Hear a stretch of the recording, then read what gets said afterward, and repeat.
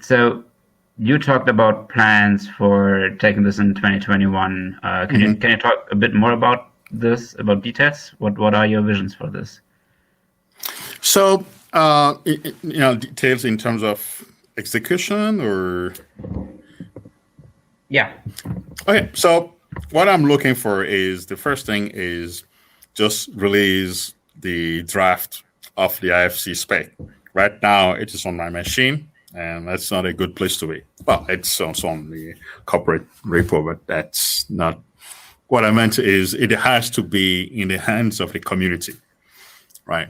For people to look at it, and I don't pretend to have the best or the most beautiful design.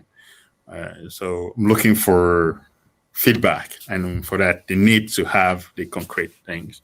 I suspect a good way to do that is to create a GitHub repo and put the spec there. They're just a bunch of LaTeX files, and invite feedback in terms of pull requests or discussions on on how to improve things, and then take it from there. The idea is that we all agree are goods we need to do and we need to improve. Then work with the Microsoft compiler. I'm hoping that the Clang community and the GCC community eventually will join us.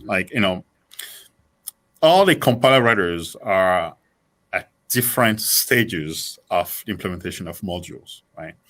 Mm-hmm. I think I read last week that GCC is reviewing the patches for Nathan Sidwell's implementation in GCC.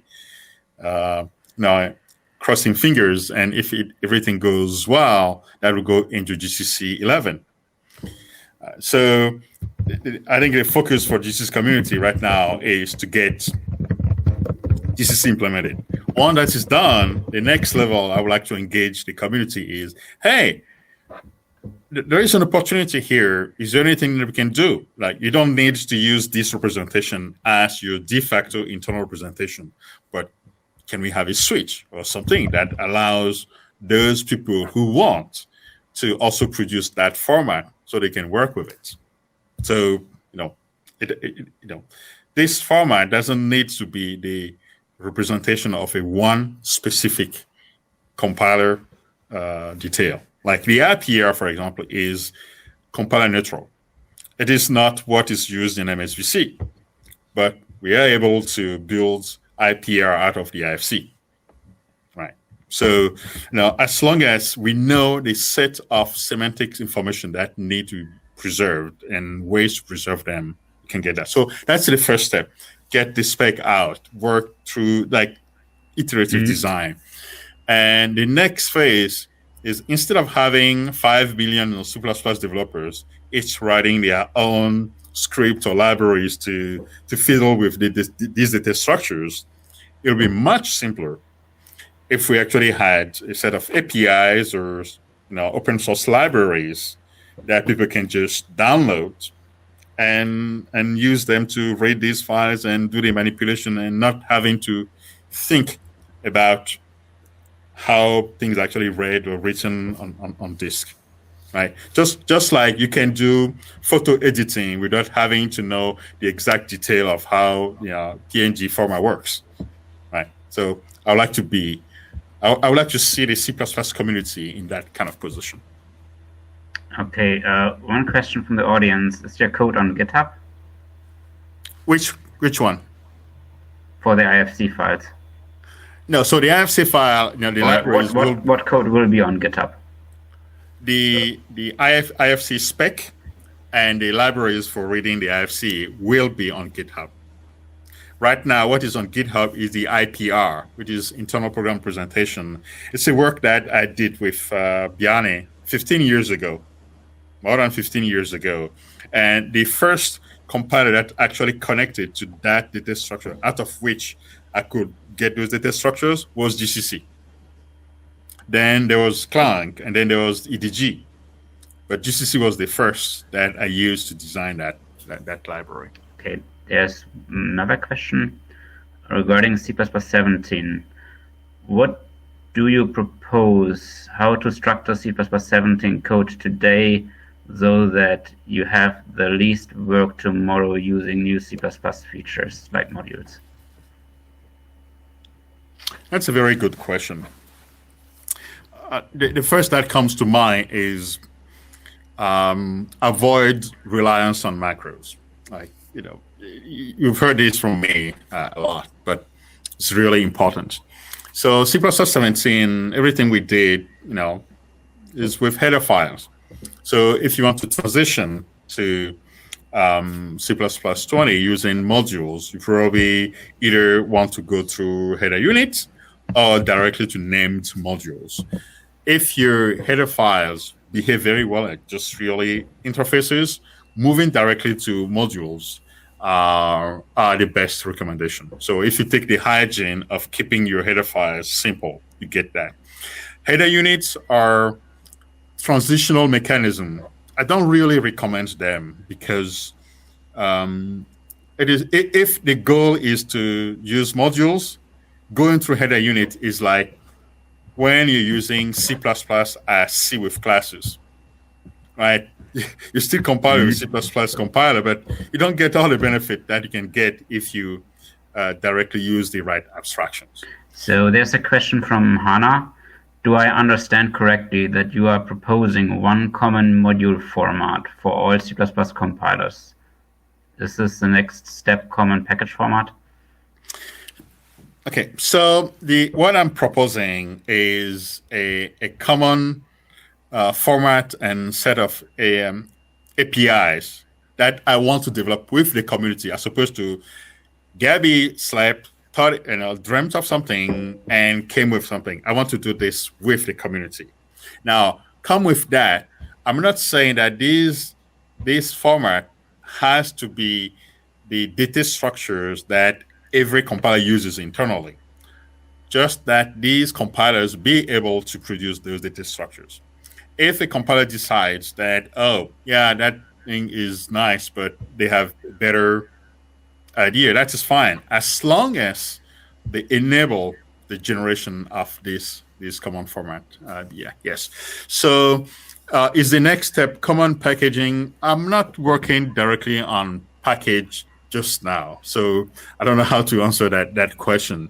There are people who are working on packaging, and from time to time we talk, but that's not my... Okay, that's not your goal. Yeah. Understood. Are modules now fully supported in the latest Visual Studio version as defined in the current C++ standard? What are the current limitations? Okay, there are... modules implementation is feature complete in the MSVC toolset, right? And then there is a support for it in the IDE. There are a couple of outstanding bugs. No, those couples are assigned to me. I can talk about it. So the deduction guides. I think the standard doesn't say that you can export deduction guides. Like, it's not part of the spec. In practice, if you want to support standard library headers as header unit, you need to be able to export deduction guides. So the actual fixing of the bug is not complicated. It is just Gaby finding time to do it, which Gaby is going to do this afternoon or tomorrow morning, because a lot of people are waiting on it. There is another obscure bugs that I heard about last week. But they're bugs. They are not absence of facilities that the real limitation. The EDG compiler has also been implementing modules, and they are able to consume the IFC file I just presented, and then provide IntelliSense support through that IFC file. So you have at least 2 compilers now in production that have support for this. So can you build your own reflection engine by manipulating the IFC file? Yes, you do. The thing you don't get is what people call static reflection. Like you can't in the same source file do these manipulations and then have the result compile right away. However, I do expect that a good reflection facility will need data structures very similar to what needs to go into a module binary file, whether it is an IFC or it is the one that's used by GCC or Clang. They will need facilities like that. So, all these needs are coming from different angles, but they are converging. You can do introspection and marshalling, as I explained in the talk. Will IPC files also be consumed by the compiler so that we could run the compiler, transform the IPC with scripts, then run the compiler on them again to generate code? We used to support that at some point. I don't know why the support for it rotted, but yes, in the future, that is something that I'd like to get done. I think that should be done largely outside a compiler. I think that's probably why I let it rot. But yes, it is completely possible. The reason is very simple. The IFC file needs to represent all of C++. Right? So, all informations are there. So you can just point to the compiler to that stuff and tell me generate code from it. So you could use this for serialization, deserialization framework, generating code from IFC files? Yes, absolutely. That's part of when I mentioned marshal. When I say marshalling or doing distributed computation, these are different words, probably common, like serialization, deserialization. Yes, exactly. Does your proposal open up the possibility for new form of C++ metaprogramming? Yes, it does. And to my mind, it is complementary to the work being done today in the study group on metaprogramming and generative programming. Like they're very much complementary. Remember, language design is library design.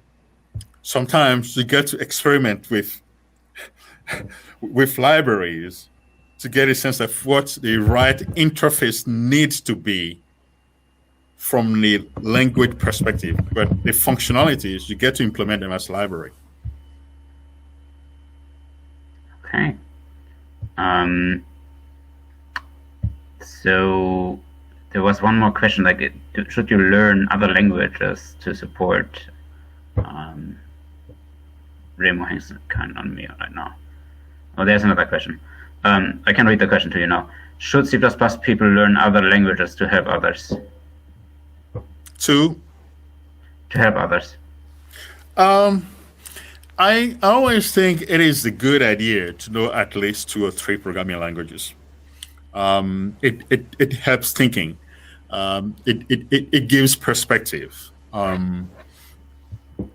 If you get the opportunity, I'll strongly encourage you. And if you don't get the opportunity, try to find time to learn some other language. That is not like C++. The interesting thing is learn something that doesn't look like C++.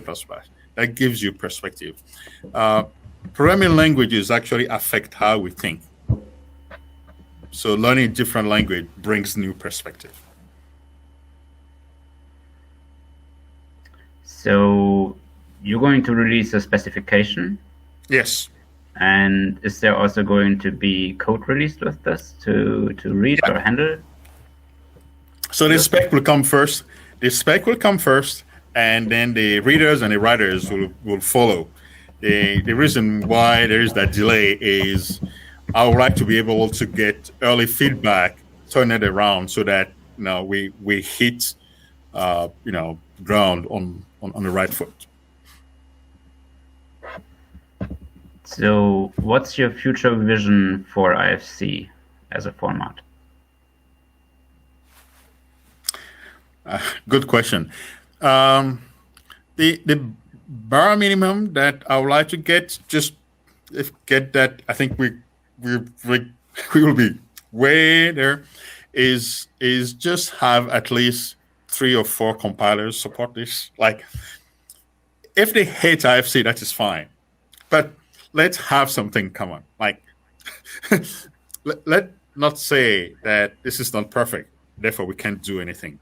Let's not say each compiler has its own particularities, therefore we can't do. Like I refuse the theorem of incompetence. It is complicated, so we can't do anything about it. No, that I refuse.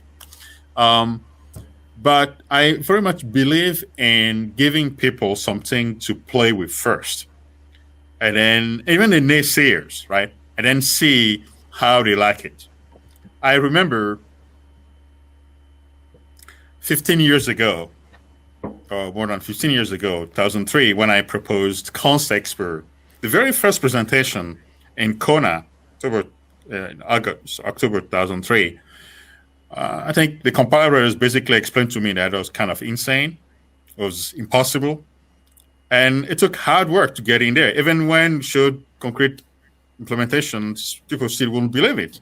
The specification had to be restricted so that it could just barely get in there. Once you get in there and people start using it, oh yeah, we want everything.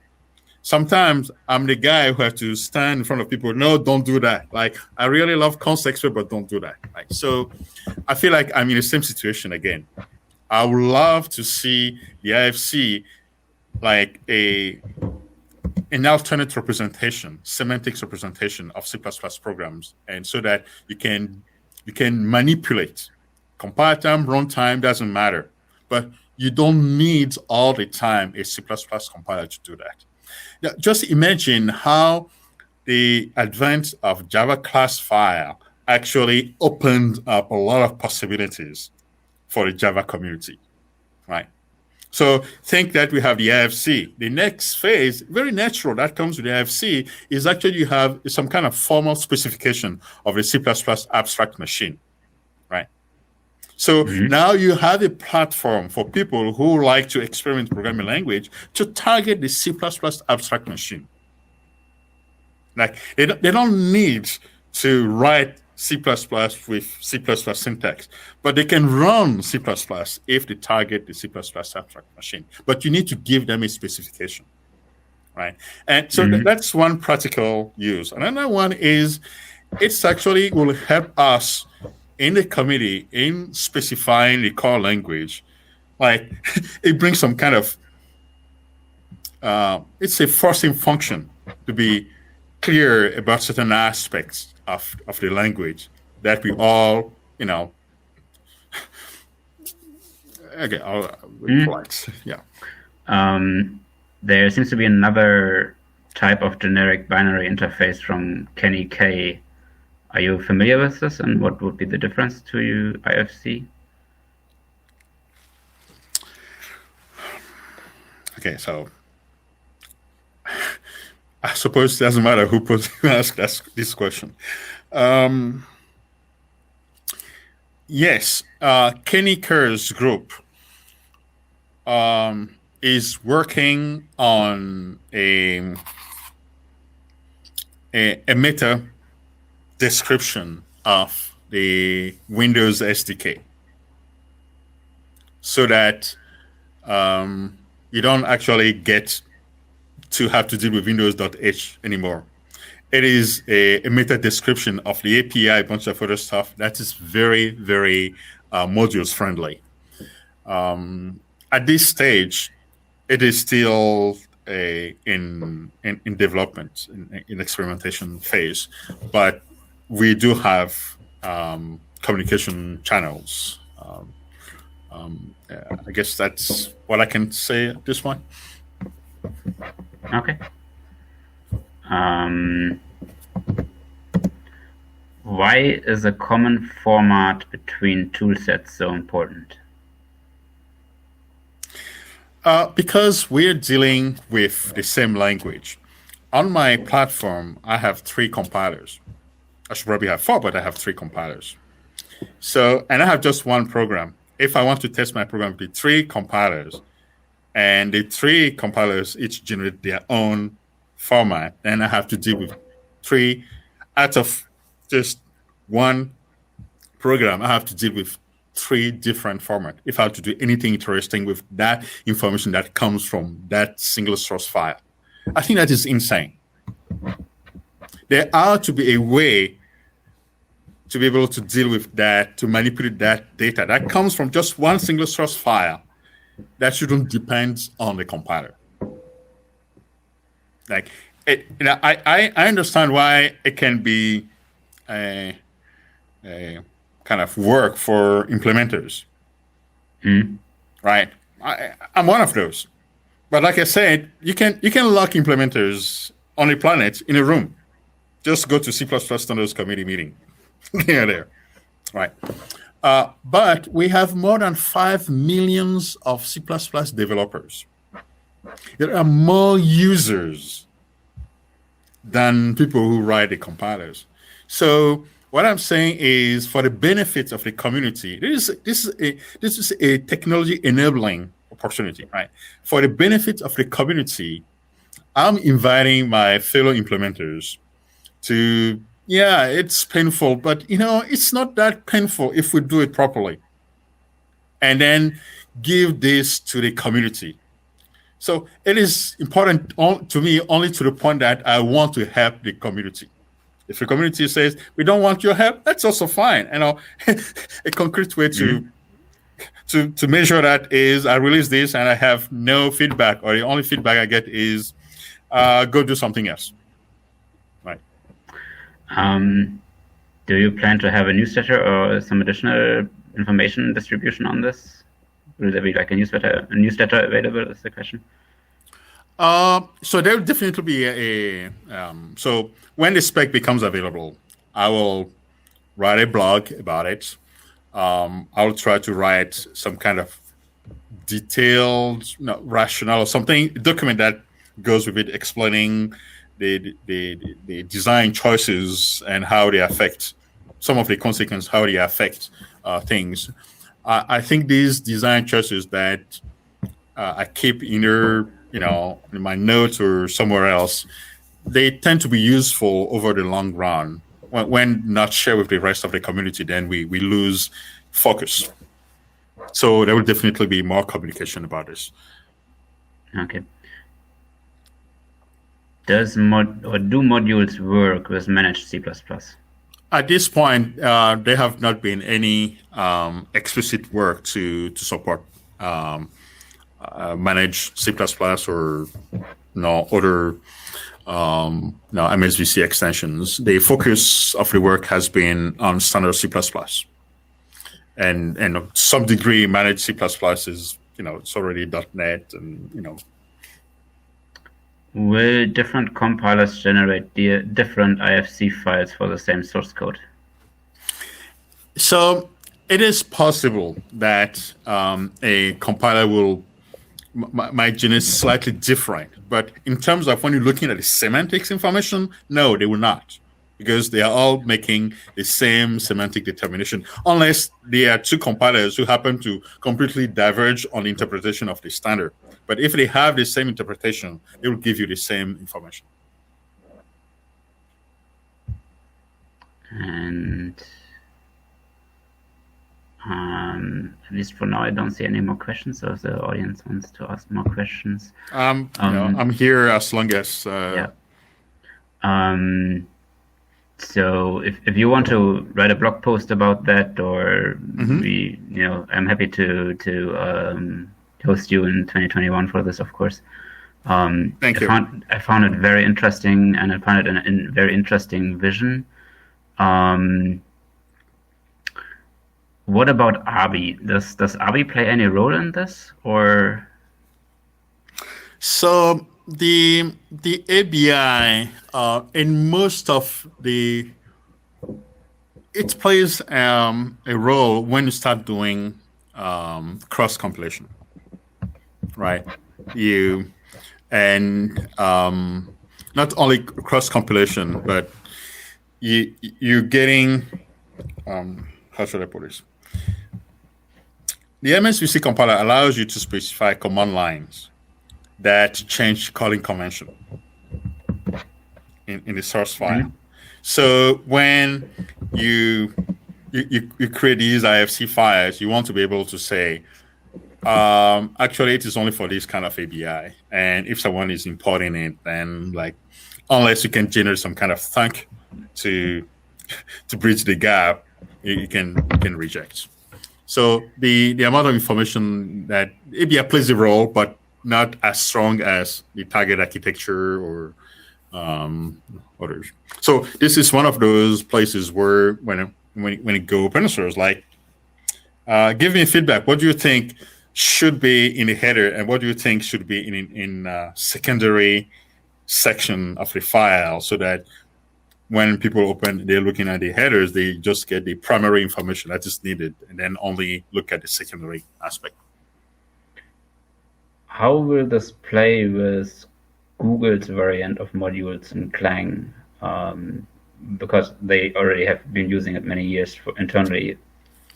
Yeah, so I'm not the expert on, I've worked with the Clang compiler, but I'm not the expert on Clang. So Clang has the notion of PCH, PCM files, serialized data structure, and that they used to represent, Clang modules, and now they're using slightly to represent C++ modules, and a slight variation of it for PCHs, right? So when it's kind of same format, but slightly different information inserted in there. The IFC is completely done from scratch. I do expect that as we start writing these libraries that will work with other compilers, we will be able to do the conversion and either augment the IFC or look whether Clang wants to augment the PCM files to contain some other information. But I do expect some interchangeability. I can probably mention this other experiment that another team that's very closely in my org is also working on related. The code analysis team, for example, has been experimenting building the IPR data structures. The IPR on GitHub today, mm-hmm. They are able to build IPR out of the Clang AST. So this is not science fiction. This is not science fiction. They are doing that, and then they did that experiment just to give me feedback in terms of where the gaps are, and the gaps are not that significant. So that gives confidence that if I use the same principles at IPR for the IFC, I'll get to a place where it is possible, for example, to interface with Clang. I would really love to do the same thing with GCC. Like I said, remember, GCC is the first compiler that I connected to the IPR. Okay. I would really, really love to have that from GCC too. Is there a way to determine if two IFCs are isomorph? Yes. That's mostly just graph-based isomorphism algorithm. Very simple. Not the ones that are undecidable. I have a simple question. Does the IFC file format contain checksums that you can check for the correctness? Yes. So the after the 4-byte that gives you the signature of the IFC file, the next 256 bytes are a checksum that you can actually use to check for integrity. And I don't see any more questions, but this was an awesome opportunity to talk to you and to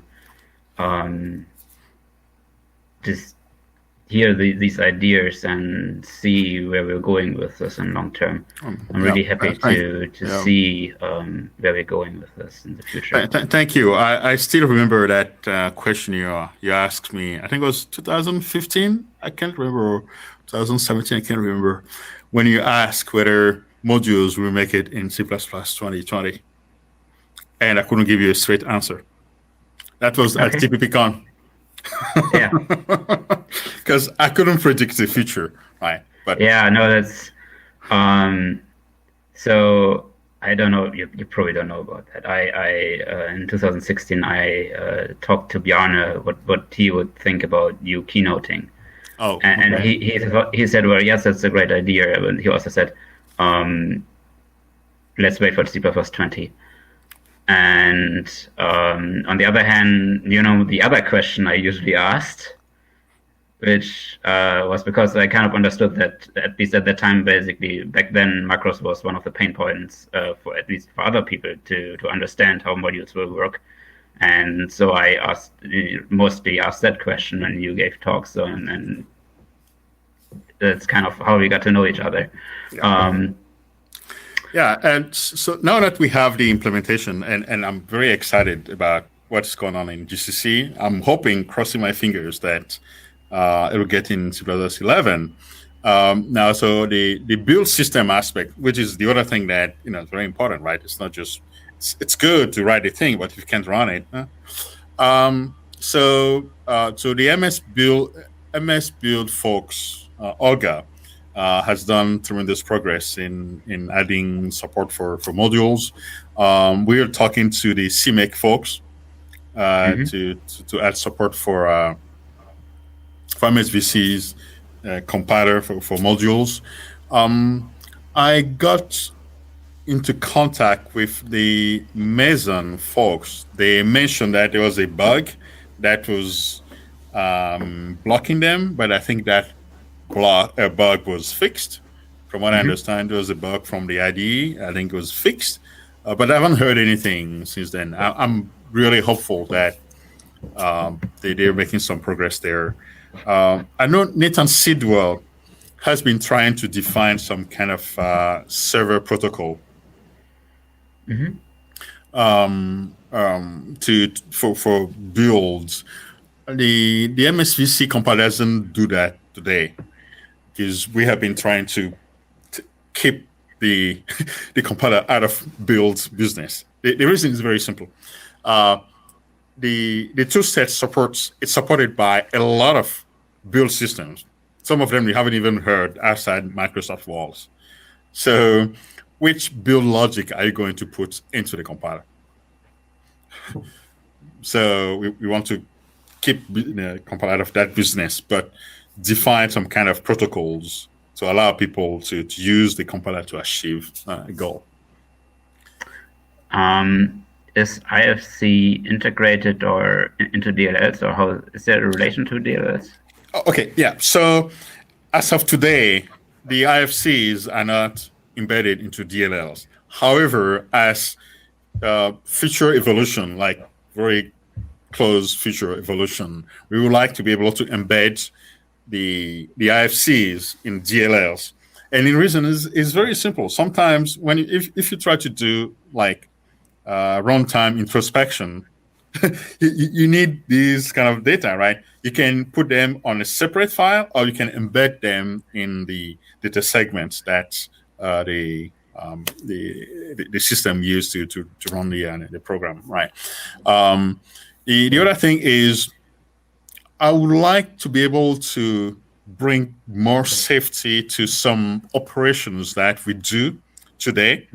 Like when you say on Linux, you say DL open, right? And then you say, DL sim and give some symbol.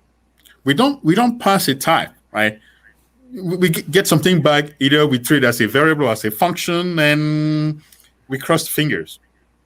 What if we can actually embed the type description that was available at compile time into the executable? And then when you say DL sim, you can actually pass the type description to it. And then when it finds the symbol, it tries to match whether the type is the same before returning anything to you. That is increased safety. It doesn't give you complete safety, but it is much better than what we do today. You open the file and get some address and then cross fingers that it is the right function, right? So there are a lot of system levels operation like that we do today that we can bring more safety to if we can only embed these rich type descriptions there. And that goes back to what I was saying earlier, which is that we use C++, but when we want to talk to other systems, we are not using the richer, safer, part of C++. We we downgrade ourselves to a very low level, the unsafe part, and then do that, and then we cry that system is not safe. So right now this is implemented for MS3C? Yes. But I do know you have a history as a GCC maintainer. So yes. Can we expect this being also available for GCC at some time? My hope is yes.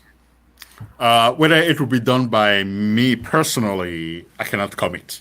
But I do hope that will come to be. So Microsoft is very much interested in Linux, as you know, and in GCC toolset. So if there is any way we can work with the GCC community to get this into GCC, I would love to. I'm really open to, there is no secret here. There is no, everything is, the only reason why this has taken so much time to get out is just I have been on the deluge of things. And, I know the ID team is not very happy with me because they have been waiting on the spec so that EDG can implement the stuff, right? And they're like, yeah, but you're doing those stuff in the tool set. Why can't we have it in the IDE? Okay, I have to do it. And so at night time, I'll write a spec, but I also have to sleep. I know that problem. And so do you envision runtime recompilation optimization in C++ based on IFCs? Yeah, I expect this will enable. So this is enabling technology. Now, with the IFC5, what you have is just a much simpler representation of the same information that you got in your C++ file. So at the runtime, you can say, okay, based on what I've seen running so far, the data that I've gathered. So I'm going to make a different design, decisions on optimization, right? And then just do those kind of jigging on the fly based on this kind of profile gathered. You gather some data at runtime and then optimize differently. There was a paper by Hal about jigging C++, and I'm like, yeah. That's something I can do with IFC. I'm not doing it just because I don't have time, but if I have free time, that's something I'll do. I know how to do it. So would technologies like ThinLTO, which we had a keynote about yesterday, profit from this? And generally Optimizer have maybe new ways of understanding the code? Yeah. So the IFC files come into the C++ discourse through modules. So people, when you think about it, this is a module builds artifact. And they're like, okay, but that's something you should keep there and you shouldn't do anything else. But that conclusion is wrong.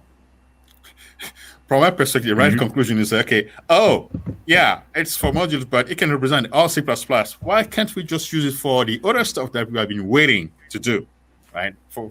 I think for me, that's what a community should be asking. And how do you package dependencies? In the IFCs?